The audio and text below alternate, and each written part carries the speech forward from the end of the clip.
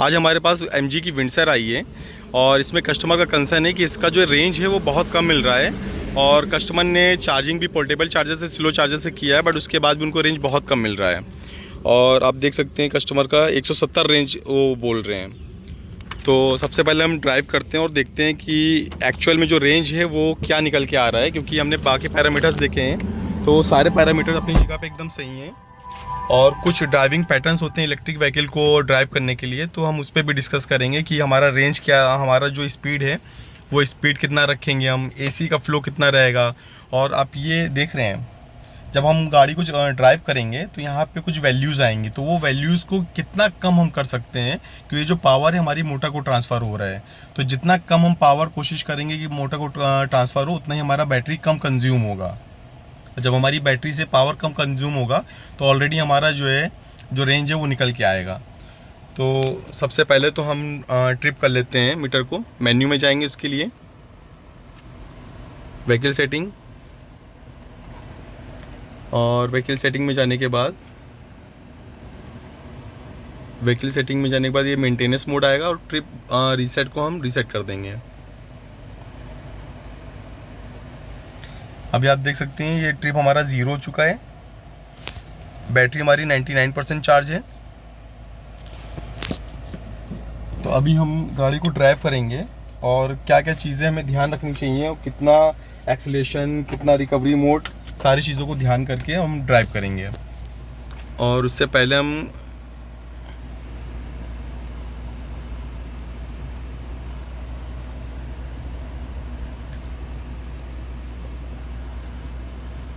Eco mode पे सबसे पहले चेक करेंगे और जो हमारा एनर्जी रिकवरी रहेगा वो हेवी पे रहेगा।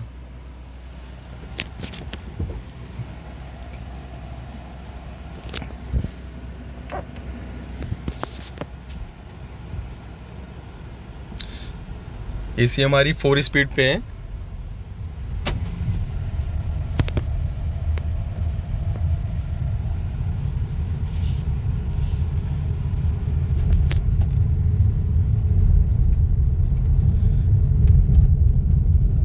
अब हम जब ड्राइव कर रहे हैं तो आप देख सकते हैं ये हमारा किलोवाट जो है वो बहुत तेज़ी से, जब हम एक्सीलरेटर पेडल को प्रेस करते हैं तो ये बहुत ज़्यादा हो जाता है। तो हमें कोशिश करना है इसको कम से कम कितना रख पाएँ, और बीच बीच में रीजनरेशन को भी यूज़ करते रहना है।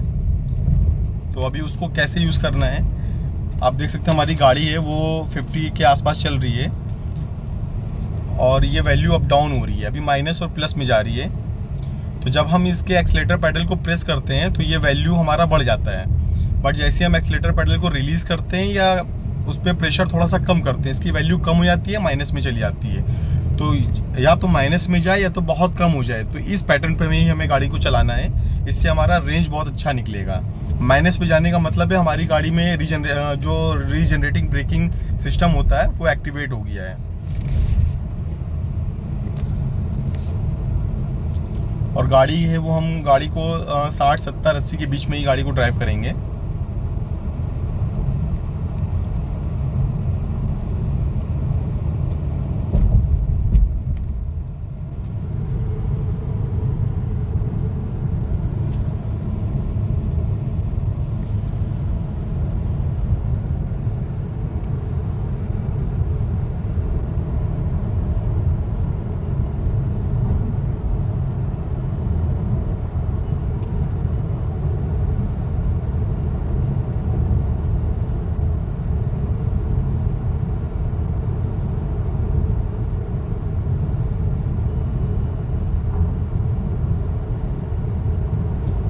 आप देख सकते हैं इसका वैल्यू जो किलोवाट पावर का है वो कम ज़्यादा और माइनस में भी जा रहा है।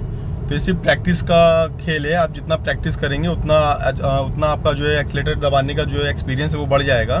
और जितना, अब फिर मैं बोल रहा हूँ, जितना मिनिमम हो सकता है ये वैल्यू को आप रखने की कोशिश करें और फिर अपनी रेंज के ऊपर देखें कितना इम्पैक्ट पड़ता है।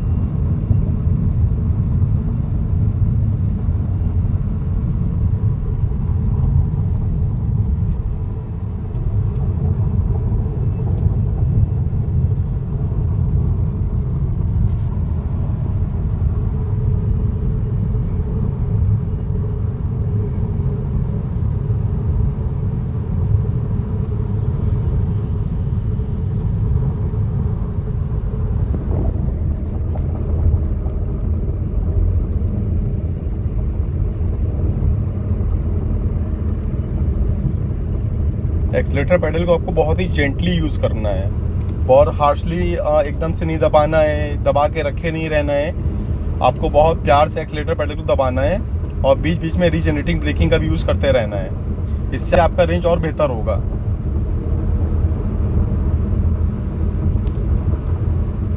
आप देख सकते हैं हमने एक्सीलेटर पेडल को कितने प्यार से बहुत जेंटली प्रेस कर रहे हैं,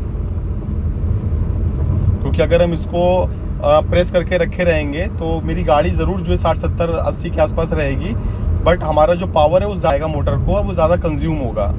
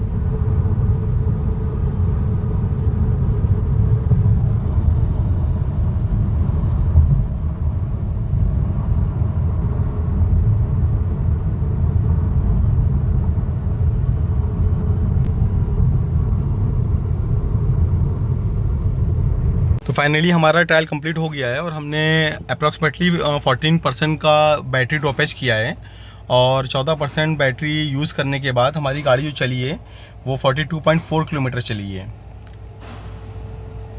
10% पे हमारी बैटरी 32 से 33 किलोमीटर चल चुकी थी और अभी 14% पे हमारी 42 किलोमीटर गाड़ी चल चुकी है।